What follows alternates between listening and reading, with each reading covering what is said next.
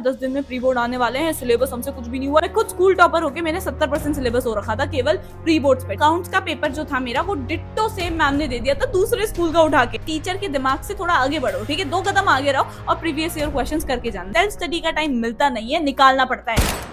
Pre boards में ना मेरे सिर्फ 65% मार्क्स आए थे। सारे रिश्तेदारों ने मुझे ताने दिए थे, but I scored 96% in my final board exams. I know तुम्हें भी ऐसा लग रहा होगा यार 10 दिन में प्री बोर्ड आने वाले हैं, सिलेबस हमसे कुछ भी नहीं हुआ, इतना सारा सिलेबस हम कैसे कंप्लीट करेंगे। तुम्हें कंप्लीट करने को कौन बोल रहा है, पहली बात तो ये बताओ, ठीक है। तुम्हारे पूरे बैच में मुश्किल से 4-5 बच्चे ऐसे होंगे जिनका 100% सिलेबस कंप्लीट हो गया होगा। मैं एक स्कूल टॉपर रही हूँ अपने टाइम की, 96% लेके आई हूँ, और मैंने खुद प्री बोर्ड में फुल सिलेबस नहीं किया था, सिर्फ 70-80% करके गई थी मैं हर सब्जेक्ट में। बट उन 70-80% को ऐसे बना लो ना कि उससे कोई भी सवाल आ जाए, कहीं किसी भी कोने से एमसीक्यू भी आ रहा है ना, छोटे से छोटा, या 5 मार्क्स का क्वेश्चन भी आ रहा है, तुम गलत नहीं करोगे उसमें से। अगर तुम्हारे प्री बोर्ड अगले ही हफ्ते हैं तो जितना तुम्हें आता है जिस भी सब्जेक्ट में उतना काफी है, सिर्फ उसी को बार बार रिवाइज करो ताकि वो दिमाग में छप जाए। तुम अगर कोशिश करोगे ज्यादा सिलेबस कर लेता हूँ, ऊपर ऊपर से पढ़ लोगे, फिर वो भूल जाओगे, फिर बाद में रोगे कि हमें याद नहीं रहता, ये है वो है, ठीक है। इसीलिए हमें ऐसा नहीं करना है। बट अगर तुम्हारे पास 2-3 हफ्ते हैं, यानी कि तुम्हारा दिसंबर में होने वाले हैं प्री बोर्ड्स, तो तुम्हारे को एटलीस्ट 60-80% सिलेबस आना चाहिए, ठीक है।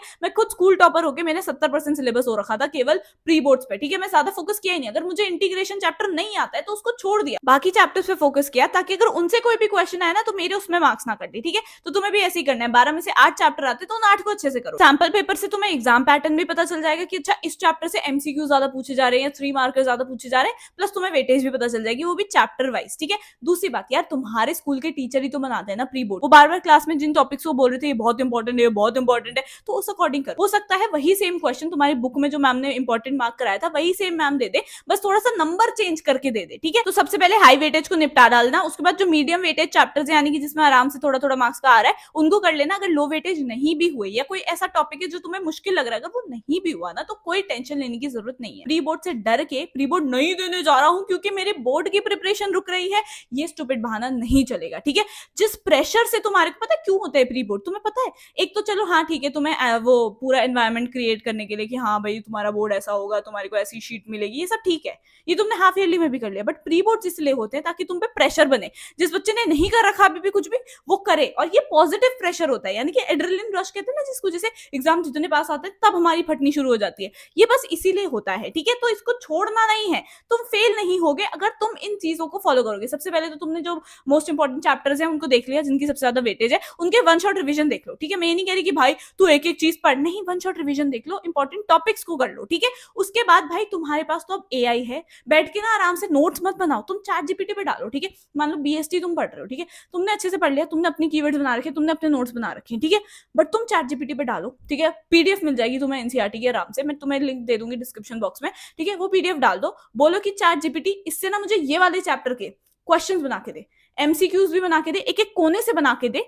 ठीक है। 3 मार्कर बना के दे और 5 मार्कर। भाई तुम्हारा टेस्ट एआई तुम्हारे को 2 मिनट में दे देगा, उसके क्वेश्चंस लगाओ, उसको ना पिछले 5 साल के, जैसे अगर बीएसटी के पिछले 5 साल के जो क्वेश्चन पेपर्स आए हैं वो अपलोड कर दो, क्योंकि अब तो चैट जीपीटी में गो वर्जन भी आ चुका है, ठीक है। तुम आराम से 5 अपलोड करो और बोलो कि चैट जीपीटी पिछले 5 सालों का सीबीएसई का ट्रेंड को एनालाइज कर और बता कि इस चैप्टर से किस टाइप के क्वेश्चन आएंगे। भाई यूज द एआई करेक्टली। तुम एआई से अपना होमवर्क करा रहे हो, बट जहां एआई तुम यूज कर सकते हो प्री बोर्ड्स में स्पेसिफिकली यूज करो। जो तुम्हारे स्कूल में टेस्ट हुए थे, हाफ ईयरली हुए थे, उनके पेपर अगर तुम्हारे पास हैं तो उनको जरूर करके जाना, ठीक है। और तुम अगर किसी और ट्यूशन में जाते हो ना, तो जो दूसरे स्कूल के बच्चे आते हैं ना उनके पेपर ले लिया करो हाफ ईयरली के, या फिर जो टेस्ट वगैरह हो रहे हैं उनके यूटी वगैरह, उसके ले लिया करो और सॉल्व कर लिया करो। हमारे टाइम पे पता है क्या हुआ था? अकाउंट्स का पेपर जो था मेरा वो डिट्टो सेम मैम ने दे दिया था दूसरे स्कूल का उठा के, और मैंने उस बच्चे से ले रखा था कि यार दे दे अपना हाफ ईयरली का पेपर या फिर अपने प्री बोर्ड का पेपर दे दे, ठीक है। फिर मैंने उसको सॉल्व कर लिया था, प्रैक्टिस कर लिया था, और देखा तो भाई टीचर ने डिट्टो सेम दे दिया था दूसरे स्कूल का उठा के। लाइक भाई डैम 90+ तो आएंगे ही आएंगे भाई के। इससे तुम्हें थोड़े एक्स्ट्रा क्वेश्चंस भी मिल जाएंगे, प्रैक्टिस ही तो हो रही है। और देखो भाई प्रैक्टिकल के मार्क्स ना तुम्हारे अभी भी उस टीचर के हाथ में ही है, ठीक है।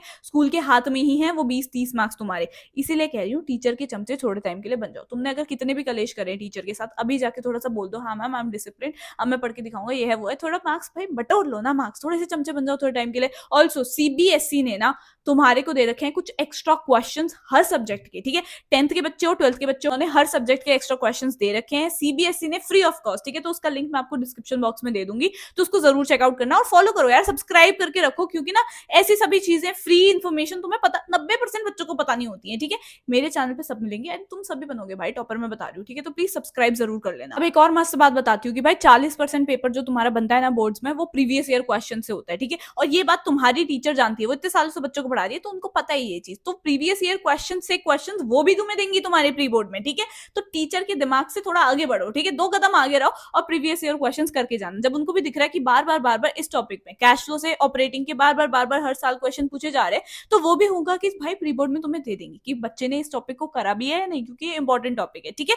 यही सिस्टम रहता है, ठीक है। अब दूसरी बात, हाँ भाई तुम सभी की क्या शिकायत आ रही है मेरे पास, दीदी हमारे तो 7 बजे से लेके 2 बजे तक स्कूल होता है, उसके बाद 3 घंटे ट्यूशन होता है, हमें सेल्फ स्टडी का टाइम ही नहीं मिलता। सुनो मेरी बात, एक टॉपर ने कहा था, याद रखना हमेशा, कि सेल्फ स्टडी का टाइम मिलता नहीं है, निकालना पड़ता है, ठीक है। कोई टॉपर को भी नहीं मिलता सेल्फ स्टडी का टाइम, बट निकालना पड़ता है। तुम चाहे सुबह जल्दी, अगर तुम अर्ली बर्ड हो यानी कि सुबह जल्दी उठते हो, तो भाई सुबह जब तुम उठ रहे हो 5:30 बजे उठ रहे हो, तब से लेके तुम 6:30 तक पढ़ लो, ठीक है। फिर 7 बजे तुम स्कूल चल जाना, ठीक है। अगर तुम नाइट आउल हो, मैं नाइट आउल थी, ठीक है, मुझसे सुबह नहीं उठा जाता था भाई, सर्दियां हो गर्मियां हो नहीं उठ पाती हूँ मैं, मुझसे लेट तक उठवा लो, मैं रात को लेट तक जग के पढ़ लूंगी, सुबह नहीं उठा जाएगा।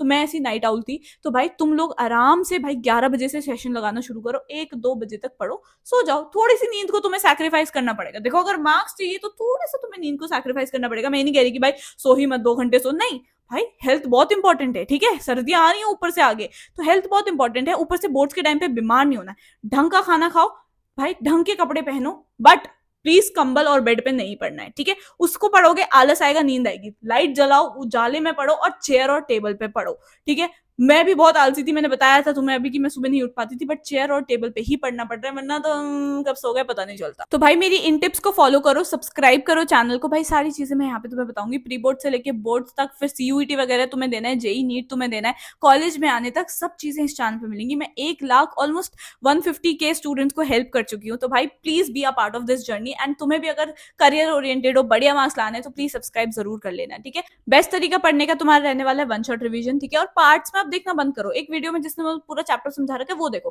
क्योंकि वो पार्ट्स में ना गर्मियों में पढ़ना था तुमने, अब नहीं पढ़ना वो पार्ट्स में। 1 शॉट रिवीजन में देखो, 2x करो स्पीड, ध्यान से सुनो, एकदम दिमाग लगा दो कि भाई अगर 1.5 घंटे की 1 शॉट रिवीजन है, मैं दिमाग यही लगाऊंगा 1.5 घंटे, उसके बाद उठूंगा, ठीक है। अगर 1.5 घंटे नहीं हो पा रहे तो भाई शांति से अपने अकॉर्डिंग जितना तुम पढ़ सकते हो उतना पढ़ो, नोट्स बना रखे हैं उनको देखो, रिवाइज करो, नहीं बनाए माइंड मैप्स बनाओ, ठीक है। पूरे लंबे लंबे नोट्स हमें नहीं लिखना है, हमें याद ही नहीं होता है, ठीक है। बीएसटी वगैरह के तुम डाल सकते हो, चैट जीपीटी पर उसको बोलो कीवर्ड्स तू भी बना के दे दो, उसको प्रिंट करा लेना, उसको याद कर लेना, ठीक है। मतलब तुम्हें प्रॉम्प्ट देना भी आना चाहिए कि भाई किस टाइप के क्वेश्चंस बनाने हैं, ठीक है। ढंग सा प्रॉम्प्ट दे देना, एंड देन तुम्हें सब कुछ मिल सकता है भाई। तुम्हारे लिए तो बहुत सारी चीजें, हमारे टाइम तो फिर भी थोड़ी कम थी, ठीक है। मतलब था एआई वगैरह, बट हम उतना यूज नहीं करते थे। बट तुम, अब तुम्हारी जनरेशन, मुझे पता है तुम होमवर्क जब एआई से करवा रहे हो, तो ये क्यों नहीं करवा रहे हो, ठीक है। तो all the very best guys, everything will be covered on this particular channel till your college and even after college, ठीक है, ग्रेजुएशन के बाद भी। तो भाई तुम जुड़ चुके हो, अगर तुमने ये वीडियो देखी है तो प्लीज सब्सक्राइब कर लेना, लाइक दिस वीडियो, लाइक करते हो, हाइप करते हो, तो मुझे थोड़ी सी मोटिवेशन मिलती है कि हाँ यार बच्चे थोड़े मोटिवेटेड तो हुए मेरे से, ठीक है। एंड थोड़ी तो मैं उनकी हेल्प कर पाई हूँ, एटलीस्ट मैं तुम्हें फ्री रिसोर्सेज दे रही हूँ भाई, कोई पेड रिसोर्सेज नहीं है। तो भाई सब्सक्राइब करो, फ्री है ये तो, ठीक है। Also comment down below something cute and I will see you in the next video.